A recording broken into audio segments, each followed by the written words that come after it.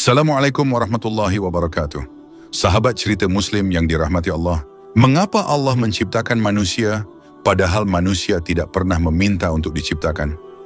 Mengapa manusia harus tercipta sehingga menanggung berbagai penderitaan dalam hidup? Bukankah lebih baik manusia tak tercipta sehingga tak harus merasakan kesengsaraan? Pertanyaan semacam ini kerap muncul di benak sebagian orang yang mengalami berbagai kesulitan dalam hidup. Meskipun pertanyaan ini sederhana, tapi akan memerlukan jawaban yang agak panjang. Kali ini kita akan membahas pertanyaan semacam ini secara agak detail dan berpedoman pada firman Allah sendiri dan sabda Rasulullah SAW.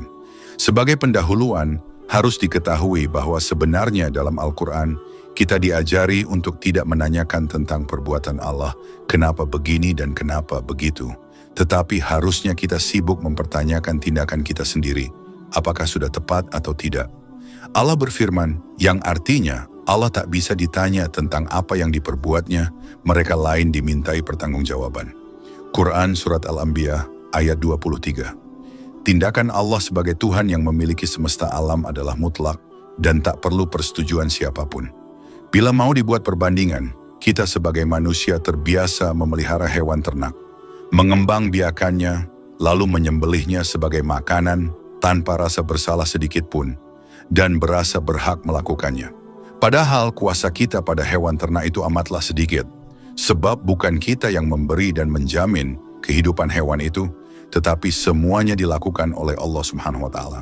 Namun anehnya, manusia kerap kali merasa begitu spesial, sehingga seolah Tuhan sekalipun harus meminta persetujuannya, padahal dirinya sendiri adalah seutuhnya mutlak milik Tuhan, sehingga Tuhan berhak melakukan apapun terhadap dirinya.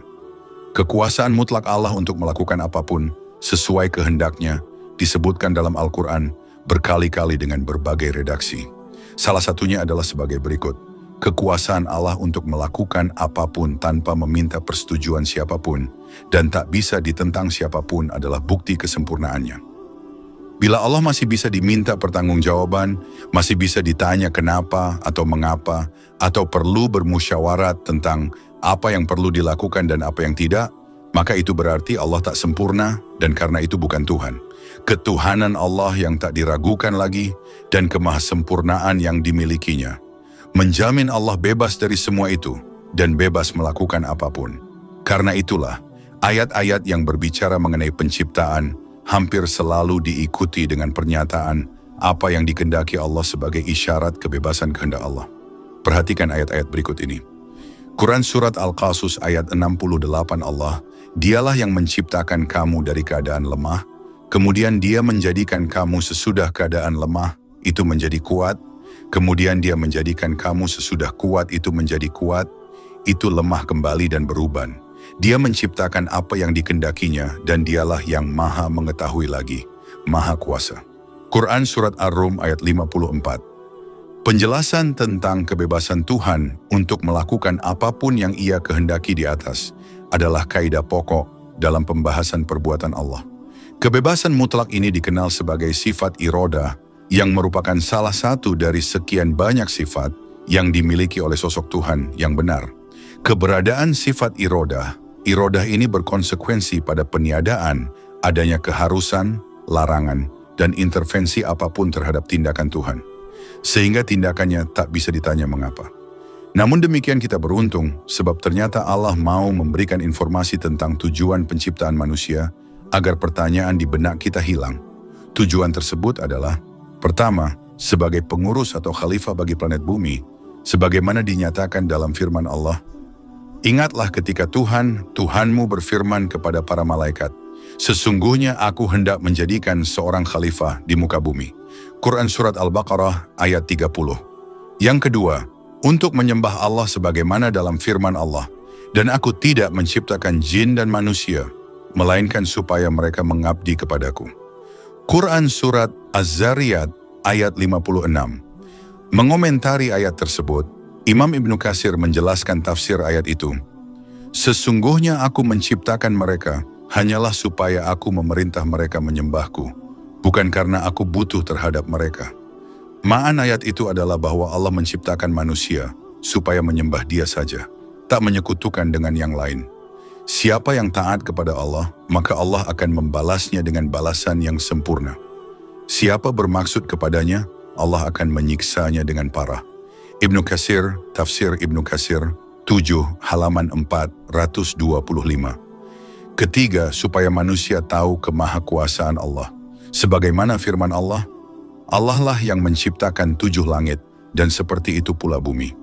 Perintah Allah berlaku kepadanya, agar kamu mengetahui bahwasanya Allah Maha Kuasa atas segala sesuatu.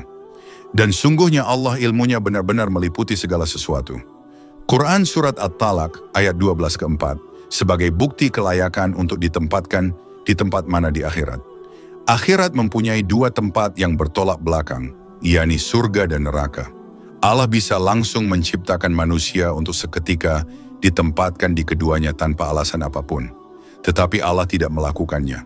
Allah memilih membuat manusia hidup di dunia terlebih dahulu untuk melihat sendiri amal perbuatannya sehingga layak ditempatkan di mana. Kepunyaan Allah lah apa yang ada di langit dan di bumi, agar Ia membalas orang-orang yang berbuat buruk, sebab apa yang mereka kerjakan, dan membalas orang-orang yang berbuat baik dengan kebaikan. Quran Surat An-Najm ayat 31. Dari kemenangan dan kesabaran menghadapi berbagai kesusahan itulah membuktikan kelayakan kita untuk menjadi penghuni surga. Meskipun sebenarnya amal perbuatan manusia tak cukup untuk menebus surga yang begitu sempurna. Namun kemurahan Allah membuat kita tahu bahwa melakukan amal kebaikan, bersyukur terhadap nikmat dan kesabaran terhadap musibah adalah hal yang dapat membuat kita mendapat balasan surga. Itulah di antara alasan yang dinyatakan secara eksplisit dari Al-Quran tentang kenapa Allah menciptakan manusia. Dari informasi itu kita jelaskan. Jadi tahu tujuan hidup di dunia ini, untuk apa, dan seharusnya kita fokus untuk memenuhi dan tidak ada opsi lain bagi manusia. Adapun segala kesusahan dan kesulitan yang menimpa manusia sebagai konsekuensi dari hidup, itu tak lepas dari hikmah yang besar. Setiap sakit, bahkan sekecil apapun, akan diganti dengan pengampunan dosa dan pahala. Rasulullah bersabda, tidaklah seorang muslim tertimpa suatu penyakit dan keletihan, kekhawatiran, kesedihan, dan tidak juga gangguan dan kesusahan, bahkan duri yang melukainya, melainkan Allah akan menghapus kesalahan-kesalahannya. Hadis riwayat Bukhari. Tak seorang pun muslim yang tertimpa kesusahan berupa sakit atau lainnya, kecuali Allah mengugurkan kesalahannya. Sebab hal itu seperti halnya pohon yang mengugurkan daunnya. Hadis riwayat Muslim. Dengan demikian kita tahu bahwa segala yang terjadi pada diri seorang muslim itu sejatinya adalah jalan baginya menuju surga. Susah dan bahagia seluruhnya dapat menjadi sebab mendapat surga bila ia tahu caranya. Rasulullah SAW bersabda, sungguh mengagumkan perkara seorang mukmin bahwa segala situasinya adalah kebaikan baginya. Itu tak terjadi kecuali bagi seorang mukmin. Bila ia mendapat kebahagiaan, ia bersyukur sehingga menjadi kebaikan baginya. Bila ia mendapat kesusahan, ia bersabar sehingga menjadi kebaikan baginya. Hadis riwayat Muslim.